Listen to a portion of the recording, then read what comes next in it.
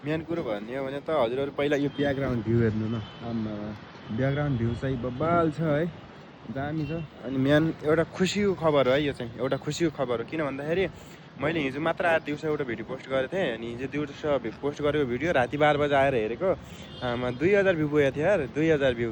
अनि मलाई खुसी लाग्यो होइन, आफूले मनदेखि आँटेर गऱ्यो भने हुँदो रहेछ भनेर जस्तो लाग्यो। अनि त्यसपछि मैले आएर अनि हेरेँ, त्यसपछि भिडियोमा भ्यू पनि गएको, लाइक त थिएन। तर अनि त्यसरी हेर्दाखेरि मलाई मन पऱ्यो।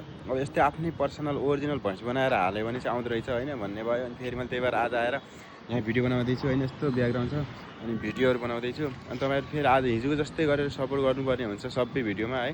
किन भन्दाखेरि एकअर्काले नै सपोर्ट गरेपछि नि एकअर्का अगाडि बढ्ने हो, नत्र त कहाँबाट बढ्न सकिन्छ। र राम्रो लाग्यो, खुसी लाग्यो। यसरी सधैँ सपोर्ट गर्नु होला। अनि लाइक सेयर कमेन्ट चाहिँ गर्नु होला, फलो अनि सेयर सब्सक्राइब गर्न चाहिँ नबिर्सिनु होला ल।